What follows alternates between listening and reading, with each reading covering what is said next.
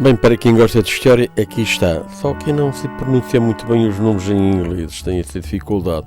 Fosse chinês ou russo, por muito incrível que pareça, pronuncia bem. Nas outras línguas tem falhas. Rio de Janeiro, 1890 a 1920. Em 1890, o centro do Rio de Janeiro era a região mais populosa da cidade, o cais da praça do século XV. Lá ao fundo, a Igreja da Candelária. Não havia sido construída ainda a Avenida Central, a atual Avenida Rio Branco, e o lugar hoje ocupado pela Avenida Presidente Vargas era ainda um amaranhado de casas, ruas e travessas. A igrejinha de Copacabana por volta de 1890. A igreja ficava no promontório rochoso do final do posto 6 da praia de Copacabana, onde hoje se situa a fonte de Copacabana. A igreja foi construída no século XVIII em homenagem a Nuestra Senhora de Copacabana, Santa Padroeira da Bolívia. A partir daí, a praia, que até então era chamada pelo nome indígena de Sacopenapan, passou a ser chamada de Copacabana. Em 1918, a igrejinha foi demolida para a construção do Forte de Copacabana.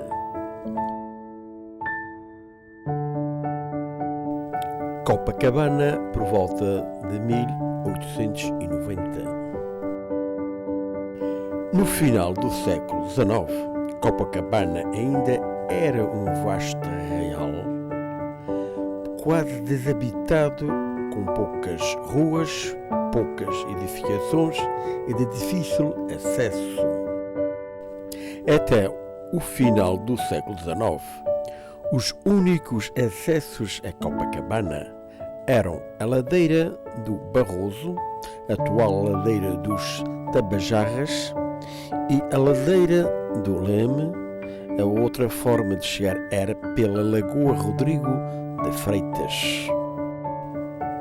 Com a abertura do túnel velho e do túnel novo no final do século XIX e a inauguração de uma linha de bondes para Copacabana, é que o bairro começou a se tornar mais frequentado, mais habitado, e seus terrenos começaram a se valorizar cada vez mais.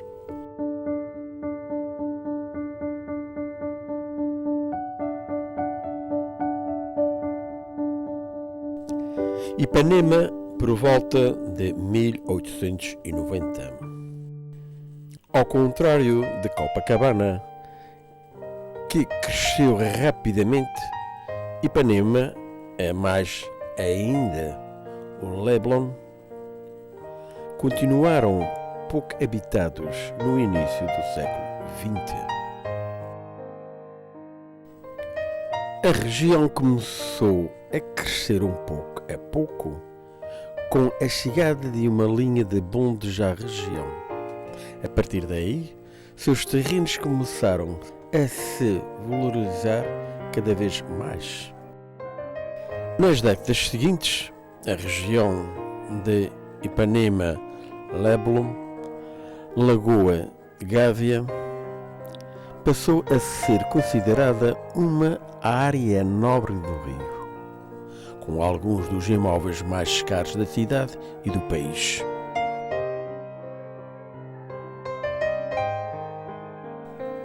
No final do século XIX, a Lagoa de Rodrigo de Freitas ainda era muito pouco habitada. A lagoa, cercada apenas por algumas das chácaras, era bem maior do que hoje em dia. Ao longo das décadas, A lagoa sofreu vários aterramentos à medida que a região foi se urbanizando. Estima-se que a lagoa hoje tenha apenas cerca de 50% do tamanho original.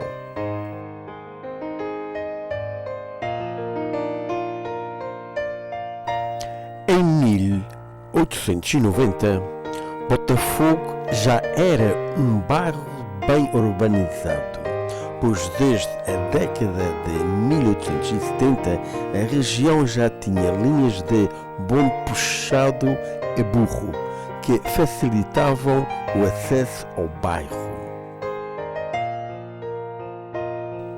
No século XIX, Botafogo também tinha um serviço de barcas ligando o bairro ao centro do rio.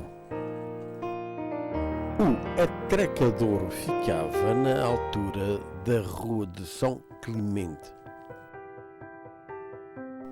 Morro do Corcovado, visto do Botafogo no final do século XIX. Ainda não havia no topo do Corcovado a estátua do Cristo Redentor.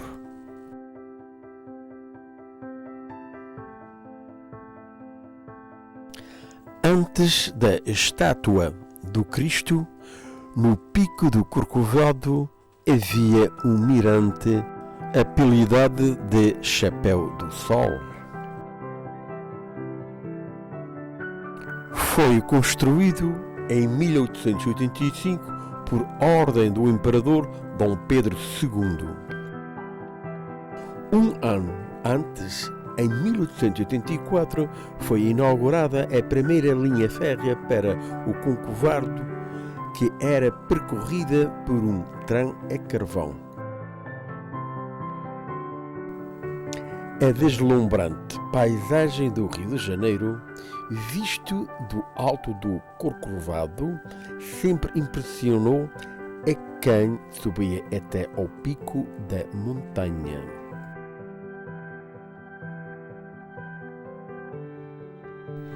Mas foi a partir da inauguração do Chapéu de Sol e da linha de trem do Corcovado que os cariocas começaram a ter o hábito de visitarem o topo da montanha.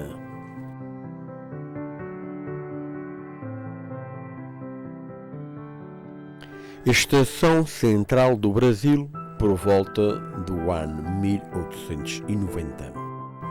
Este primeiro prédio foi construído em 1858 para inaugurar a linha da Estrada de Ferro Central do Brasil e tinha o nome de Estação do Campo de Santana.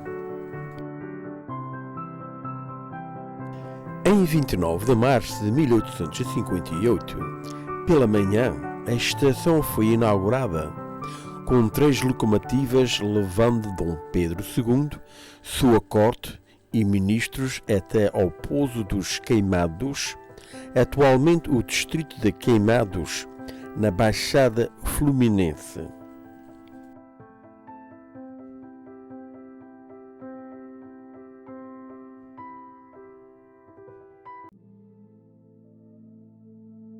O prédio da estação foi construído no lugar da igreja de Santana, demolida em 1855.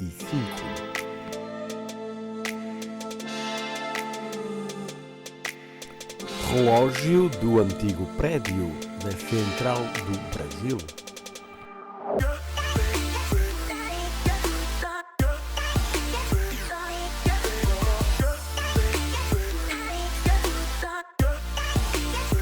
Com o tempo, a estação do campo teve seu nome alterado para a estação da Corte e depois para a estação Dom Pedro II.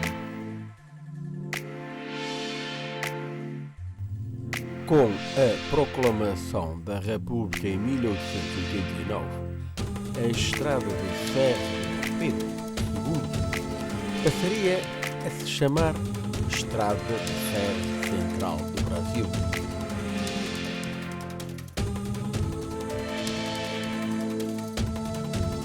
Em 1858, ano de inauguração da Estrada de Ferro Central do Brasil, havia 5 estações e a estação do Campo Engenho Novo, Cascadura, Macobamba, Atual Nova, Iguaçu e Queimados.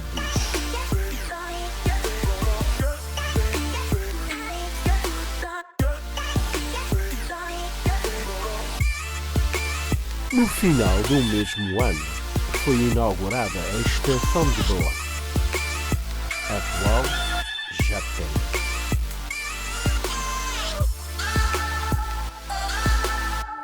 3 anos depois, 1861, foi inaugurada a Estação de Macacos, terminal do atual ramal de Paracambi. Engraxates trabalhando em frente à Central do Brasil por volta de 1890.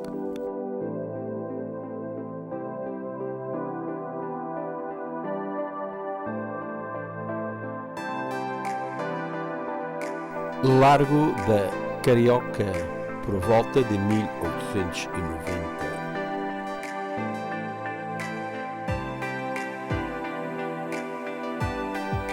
Na época do descobrimento do Brasil, havia uma lagoa onde hoje é o Largo da Carioca.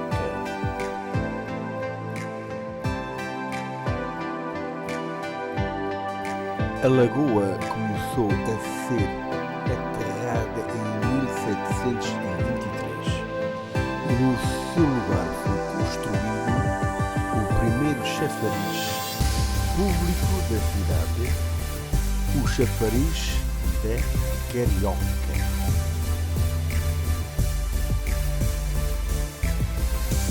O chafariz recebeu esse nome porque captava as águas do rio Carioca.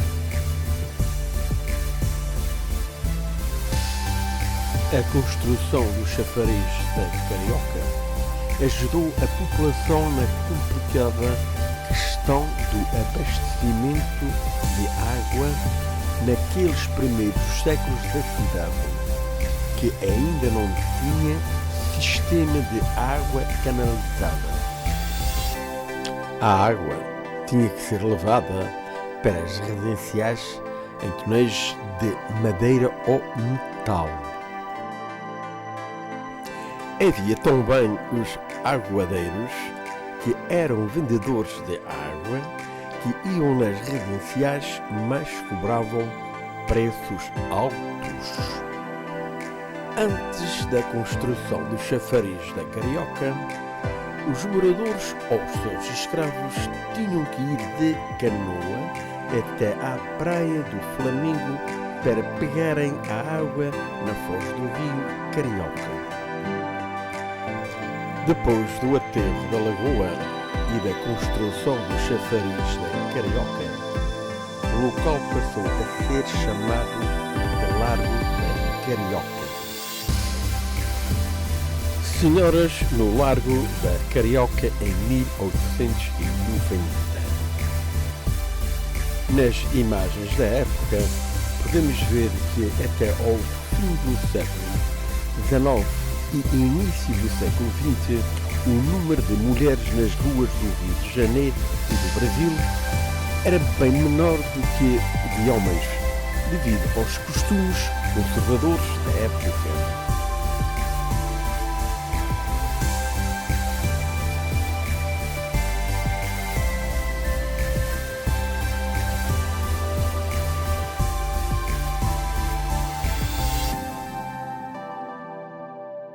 Não era comum as mulheres saírem de casa sem os maridos e de saírem sem a permissão deles.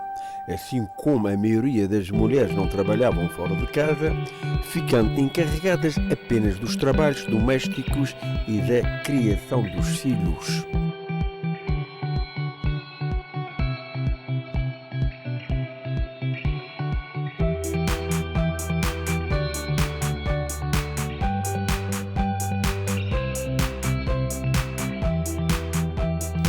Detalhe de um anúncio de uma loja de roupas e tecidos na rua Uruguaiana, Largo Carioca, 1890.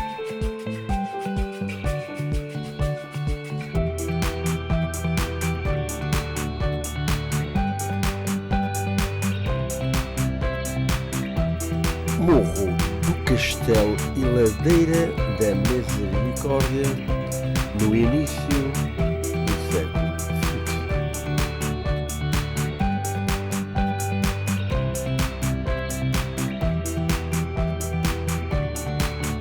O Morro do Castelo foi um dos marcos iniciais da cidade do Rio de Janeiro, se tornando a sede da cidade algumas décadas depois do descobrimento do Brasil pelos portugueses. O Brasil foi descoberto em meados do século XV, em 1492 por João Coelho e mais tarde, em 1498, por Eduardo Pacheco Pereira.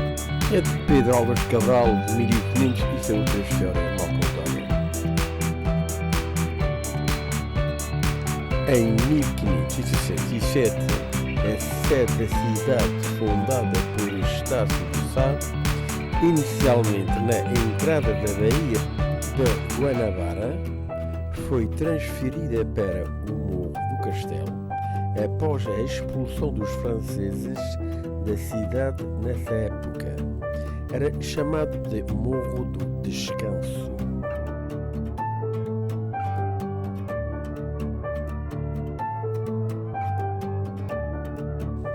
Avenida Central, a atual Avenida do Rio Branco. Mais à frente à direita, o Teatro Municipal em construção.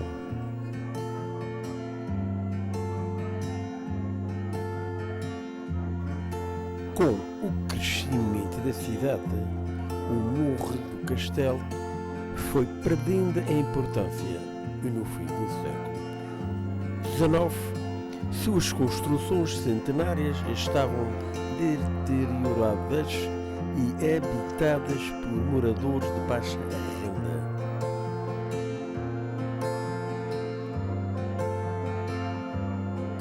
A maioria da população de baixa renda que vivia no Morro do Castelo e no centro da cidade moravam em cortiços, casarões com muito poucos aposentos pequenos.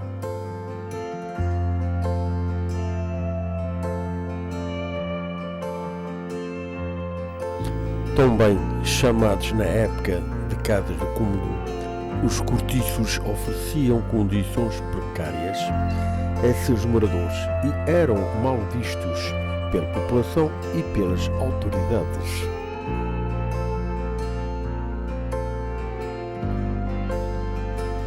Devido a isso e a outros fatores, no início do século XX, o governador da cidade começou a planejar a derrubada do Morro do Castelo.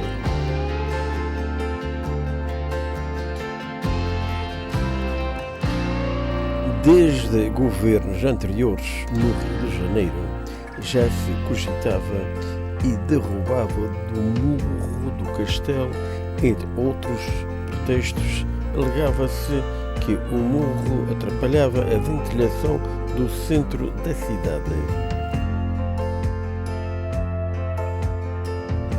Outro protesto era que o Morro do Castelo era um foco de epidemias e de doenças, devido às más condições de higiene de suas vias e habitações. Mas, com certeza, um dos objetivos principais do governo era remover a população pobre para longe do centro.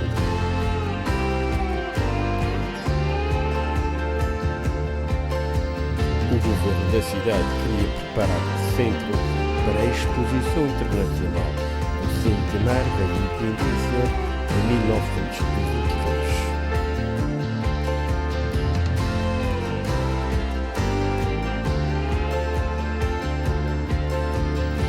O Morro do Castelo, com seus moradores pobres, era uma pedra de sapato para os suntuosos planos do governo de apresentar o Rio como uma nova cidade rica e desenvolvida. Com isso, foi selado o destino do Morro e do Castelo.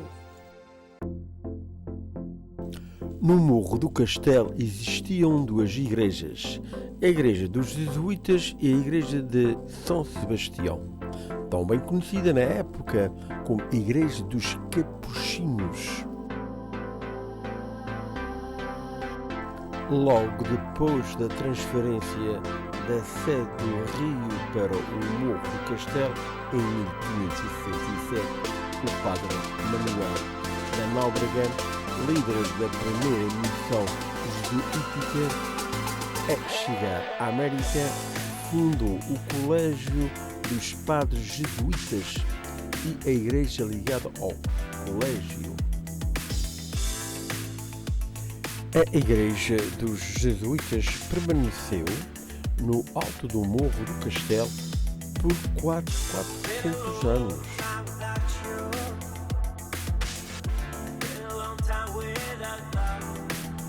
Mas o volta abaixo, promovido pelo governo do Rio de Janeiro no início do século XX, acabaria fazendo a histórica igreja desaparecer.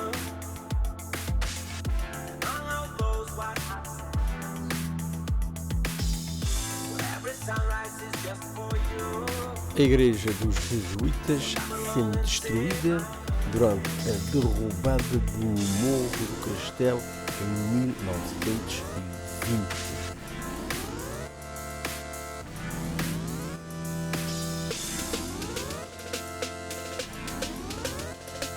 O morro começou a ser derrubado com picaretas e depois por escavadeiras a vapor.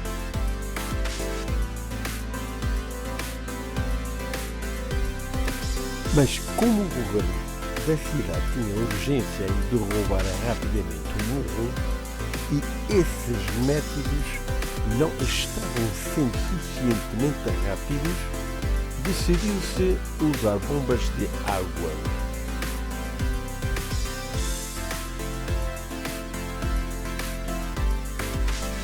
As bombas que traziam a água da Baía da Guanabara, que era jogada em potentes jatos contra o morro, o que acelerou o seu arrasamento total.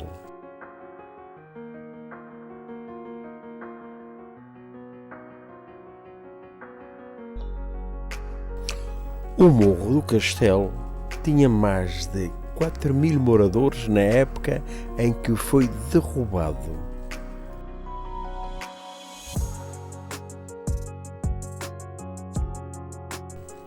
Após a derrubada, muitos moradores acabaram indo morar em favelas, nos morros do Pinto, de Santo António e de outras localidades.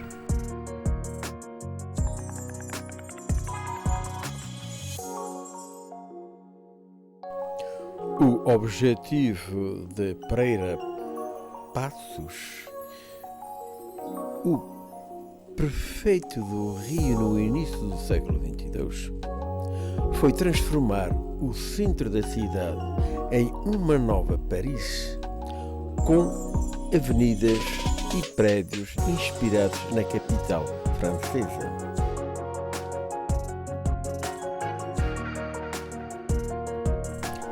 Para isso, mandou demolir centenas de casas e cortiços, ampliou ruas, construiu praças e vários prédios novos.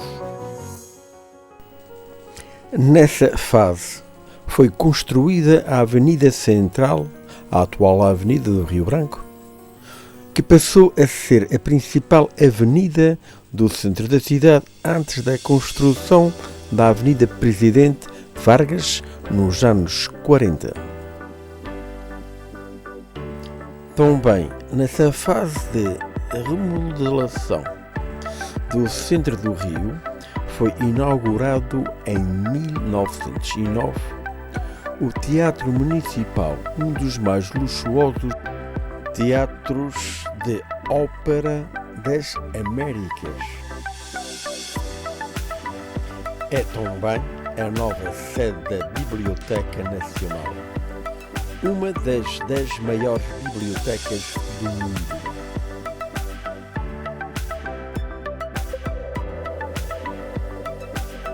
Também nesta fase foi construído o Palácio Montreal. Foi projetado para ser o pavilhão do Brasil na Exposição Universal de 1904, em St. Louis, Estados Unidos.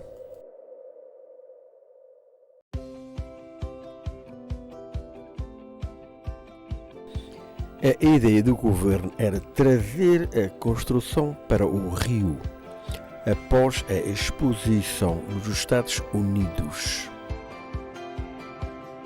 Para isso, o palácio foi projetado com uma estrutura que permitia que fosse montado e desmontado com facilidade. Conforme especificado pela cláusula primeira do aviso número 148 de 3 de julho de 1903. Na construção do pavilhão se terá em vista aproveitar toda a estrutura de modo a poder-se reconstruí-lo nesta capital. O palácio, chamado então de Pavilhão Brasil, acabou ganhando o principal prémio de arquitetura da exposição de St. Louis, o Grande Prémio Medalha de Ouro. Esse foi o primeiro prémio que uma obra arquitetónica brasileira recebeu no exterior. Após a exposição dos Estados Unidos, o palácio foi desmontado e trazido para o Brasil, sendo remontado no centro do Rio. Logo após ser remontado em 1906 no Rio, o palácio sediou a terceira Conferência Pan-Americana. Inicialmente, o palácio era chamado de Pavilhão de St. Louis ou de Palácio São Luís, como se pensou em batizá-lo oficialmente. Foi o barão do Rio Branco, sugerido por Joaquim Nabuco, quem propôs a mudança do nome para o Palácio Monroe, em homenagem ao presidente americano James Monroe, criador do panamericanismo.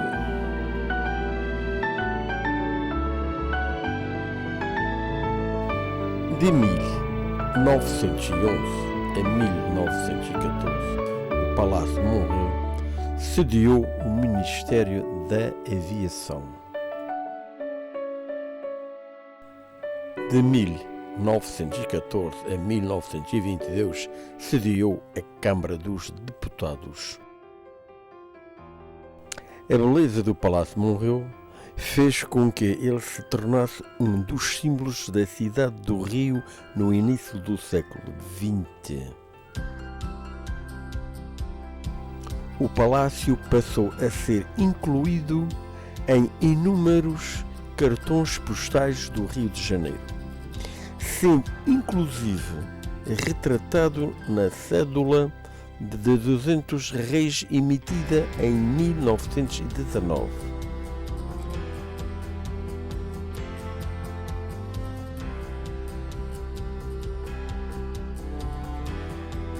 O palácio ficava localizado na Cinelândia, onde fica na Praça Mahatma Gandhi.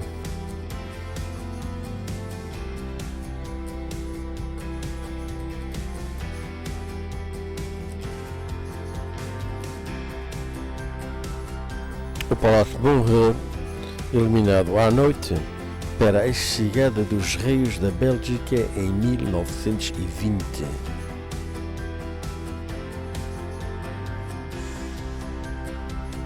Ao longo de 70 anos, o Palácio morreu permaneceu no centro do Rio, tendo sido sede de várias instituições do governo. Porém, na década de 70, iniciou-se uma campanha pela demolição do palácio, alegadamente porque atrapalhava as obras do metro, que estavam começando no centro. Outra alegação era que atrapalhava o trânsito. Apesar de muitos protestos, e mesmo podendo ser facilmente remontado em outro local, da forma como a sua estrutura foi projetada, o governo federal acabou autorizando a demolição do palácio. Morreu em 1976. O Palácio Morreu é um dos imponentes edifícios do Rio Antigo que foi destruído pelo progresso e que hoje só existe na memória dos cariocas e brasileiros.